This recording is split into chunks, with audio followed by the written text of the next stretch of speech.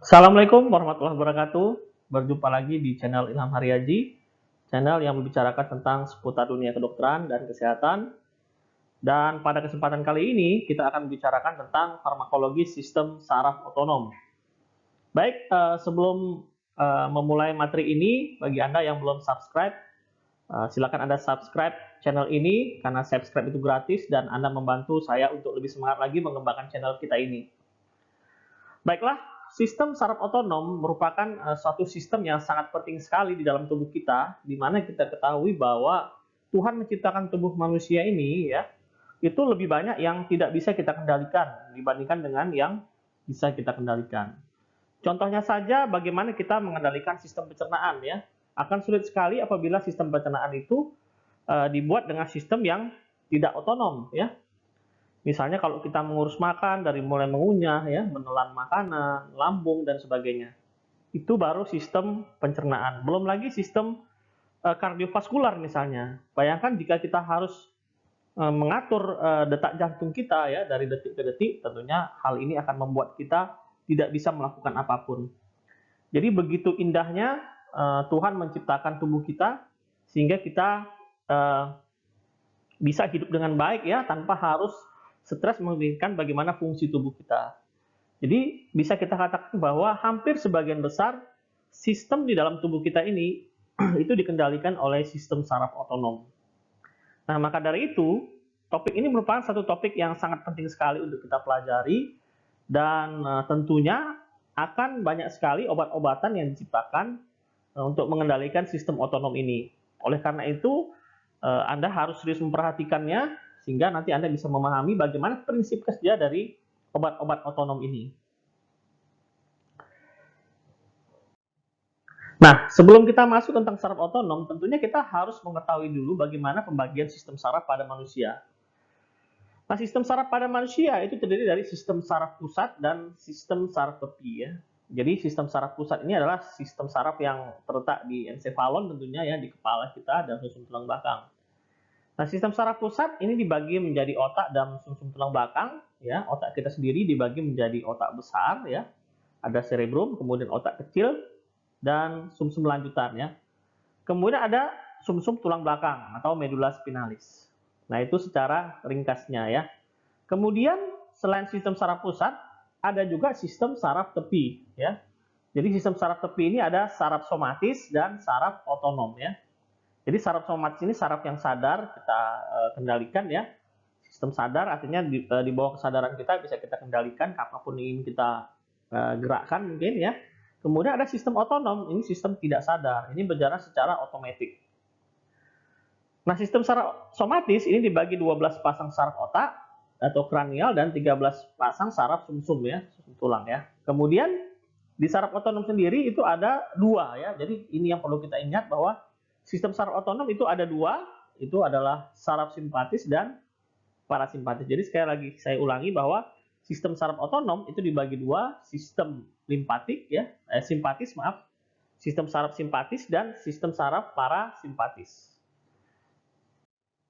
Nah, hal yang perlu Anda pahami di dalam penguasaan sistem saraf otonom ini adalah bagaimana sistem saraf otonom ini mengendalikan tubuh kita ya. Jadi ini bisa kita lihat dan kita kenali ya dari bagaimana manifestasinya pada fungsi tubuh kita. Dan ini bisa kita lihat di dalam skema ini yang cukup baik sekali ya. Di sini kita akan bisa melihat bagaimana efek dari pengaruh saraf simpatis dan parasimpatis terhadap berbagai macam organ tubuh kita. Misalnya saraf simpatis pada mata itu menyebabkan dilatasi pada pupil mata kita. Sementara pengaruh parasimpatis itu menyebabkan adanya konstriksi atau pengecilan ya, miosis dari pupil mata kita.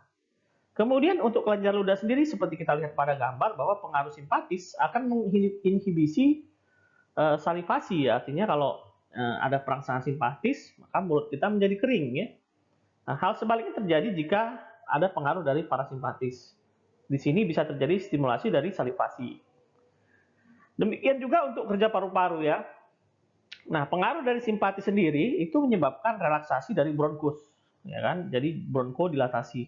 Sementara pengaruh dari parasimpatis itu menyebabkan yang namanya bronkokonstriksi.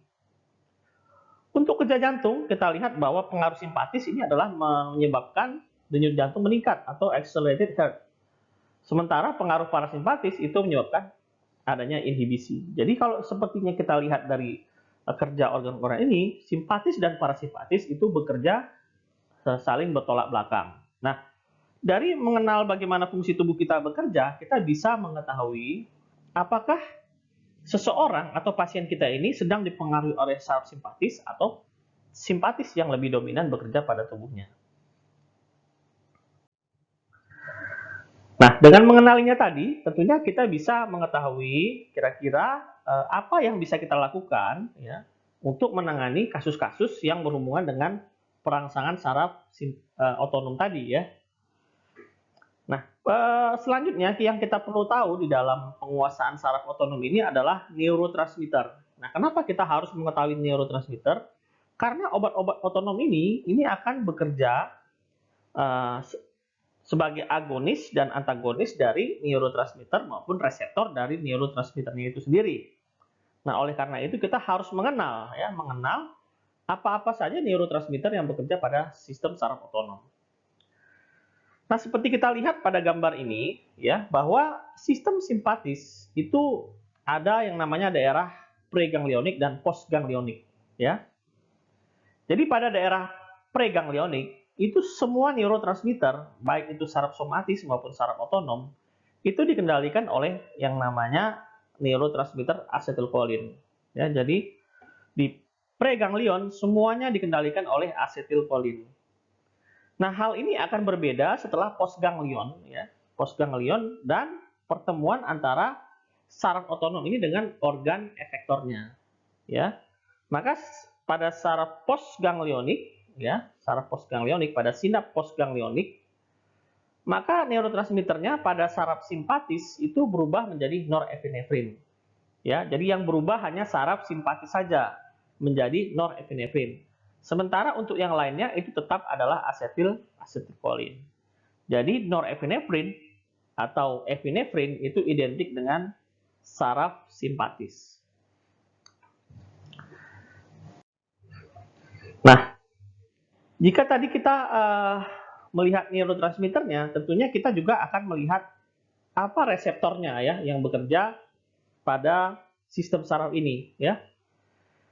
Nah, neurotransmitter ya itu akan bertemu dengan reseptornya ya di dalam jaringan. Nah, kalau neurotransmitter ini bertemu dengan reseptor, maka dia akan bisa menimbulkan efek. Nah, untuk obat-obat yang dipersarafi oleh saraf simpatis, ini memiliki nama lain atau alias name ya, menjadi saraf-saraf adrenergik. Kenapa begitu? Karena dia neurotransmitternya adalah adrenalin. Maka kita menyebutnya dengan saraf adrenergik atau saraf simpatis. Ya, jadi di dalam reseptornya juga kita menamai dengan adrenergic reseptor atau reseptor adrenergik. Ya, jadi kalau sudah cerita adrenergik, pasti kita ceritanya adalah tentang saraf simpatis. Nah, sementara untuk saraf yang lainnya selain saraf simpatis, karena dia dikendalikan oleh neurotransmitter asetilkolin, maka kita sering menyebutnya dengan nama kolinergik, ya. Nah, jadi kolinergik atau reseptor asetilkolin, ya, atau saraf kolinergik. Oke, karena dikendalikan oleh saraf neurotransmitter asetilkolin.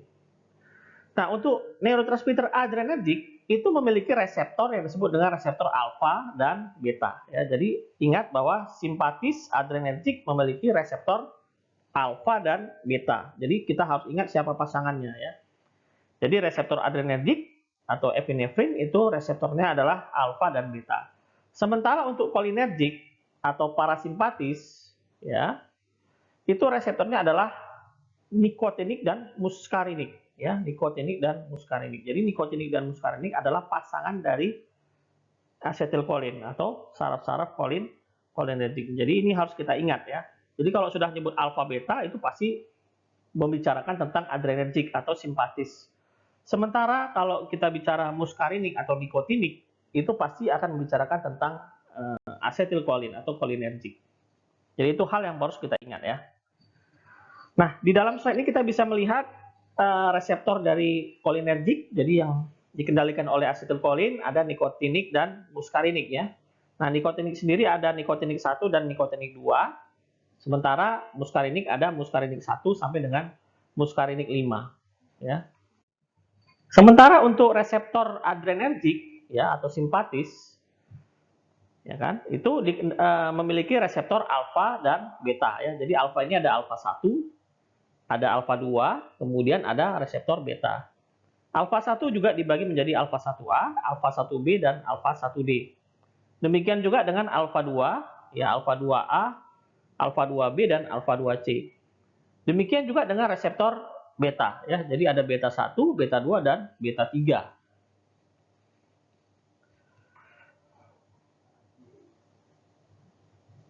Ya, pada slide ini bisa kita lihat sinaps dari sistem kolinergik ya. Sinaps itu adalah sambungan ya antar saraf. Jadi seperti kalau di rumah kita itu kalau ada kabel yang begitu panjang itu pasti ada sambungannya, dan sambungan pada saraf kita disebut dengan sinaps. Di sini kita lihat bahwa asetilkolin itu berasal dari mitokondria ya, di dalam sel saraf. Ini berasal dari asetil koenzim A, dan dia akan dirakit menjadi asetilkolin, dan jika dibutuhkan asetilkolin ini akan dilepaskan dan ditangkap oleh reseptornya, yaitu muskarinik atau nikotinik tadi. Kemudian asetilkolin ini akan dilebur oleh asetilkolin esterase, yaitu enzim yang melebur asetilkolin ini, sehingga antara kolin dan asetat ini dipisahkan, dan kolin akan diambil kembali atau di reuptake oleh sinap dari saraf dari kolinergik ini. Nah, jadi begitu seterusnya, sehingga sistem ini bisa berjalan dengan baik. Ya, pada gambar ini bisa kita lihat bagaimana sinaps dari saraf adrenergik ya. Jadi kalau kita lihat di sini saraf adrenergik itu berasal dari dopa ya, dari tiramin bahan dasarnya menjadi dopa, kemudian ini akan dirakit menjadi norepinefrin di dalam satu vesikel dalam sinap ya, sinap dari saraf adrenergik. Kemudian jika dibutuhkan maka ini akan dikeluarkan dan dia akan berikatan dengan reseptor dari saraf adrenergik yaitu alfa dan beta ya. Kemudian Na ini akan direuptake kembali oleh sistem sarafnya dan kemudian akan di-cycle kembali ya untuk digunakan selanjutnya. Nah, ini berbeda dengan yang saraf kolinergik tadi yang melibatkan satu enzim yang disebut dengan asetilkolin esterase ya. Kemudian bagaimana dengan obat-obatannya ya? Nah, obat-obatannya bisa kita lihat di skema ini, jadi cukup sederhana sekali.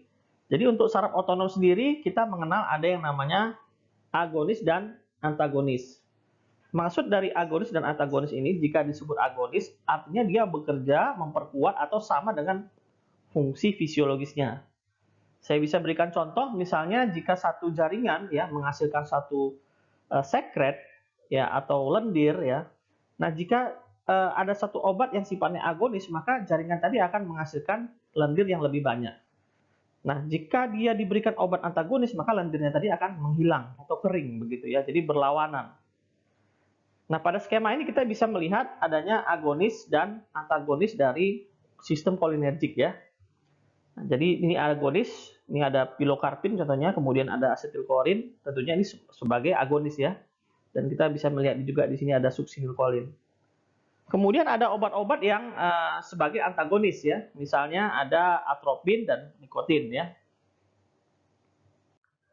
Nah, ini obat-obatnya bisa kita lihat pada skema ini adalah agonis, contohnya ada suksinilkolin, kemudian ada pilokarpin, ini adalah agonis dari kolinergik, sementara antagonisnya adalah sulfas atropin. Kemudian ada juga agonis dan antagonis dari adrenergik ya. Jadi agonis adrenergik contohnya adalah epinefrin ya. Kemudian ada albuterol ya, dopamin, ini semuanya adalah agonis dari adrenergik.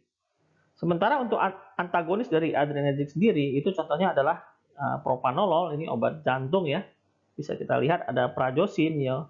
Kemudian ada yohimbin, ini semuanya adalah antagonis dari adrenergik. Dan di sini kita bisa melihat obat-obatnya, ya, jadi seperti epinefrin, ya, kemudian ada oxymetazoline, ini adalah agonis dari adrenergik, kemudian antagonisnya seperti propanolol, ya, dan prazosin ini adalah obat-obatan yang digunakan sebagai antagonis dari adrenergik. Dan kembali lagi saya memperlihatkan gambar ini tujuannya adalah supaya kita bisa mengenali pada pasien kita, sebenarnya pasien kita ini sedang cenderung di pengaruh saraf apa, apakah simpatik dan parasimpatik. Jika dia terkena pengaruh simpatik yang begitu kuat, tentunya kita harus memberikan antagonisnya, ya, atau kita bisa memberikan obat-obat parasimpatis yang bekerja berlawanan, sehingga pengaruhnya tadi bisa distabilkan, kira-kira seperti itu. Jadi makanya bagan ini sangat penting sekali untuk kita perhatikan. Baik, kesimpulan dari video kita kali ini adalah sistem saraf otonom mengendalikan hampir seluruh sistem organ tubuh manusia. Kemudian sistem saraf otonom terdiri dari sistem saraf simpatis dan parasimpatik yang bekerja saling berlawanan dan menyeimbangkan fungsi kerja tubuh, ya. Kemudian sistem saraf simpatis dan parasimpatis memiliki neurotransmitter khusus dan reseptor khusus. Kerja obat otonom itu mengadisi atau menginhibisi dari fungsi saraf otonom itu sendiri. Oke, ini adalah daftar pustaka dari video kita kali ini. Anda bisa membacanya lebih lengkap di buku yang ada di dalam referensi ini. Terima kasih sudah menyaksikan video ini. Jika Anda merasa video ini bagus untuk Anda bisa subscribe video ini dan Anda bisa memberikan komen yang positif untuk kita bisa lebih kembangkan lagi video ini. Terima kasih. Assalamualaikum warahmatullahi wabarakatuh.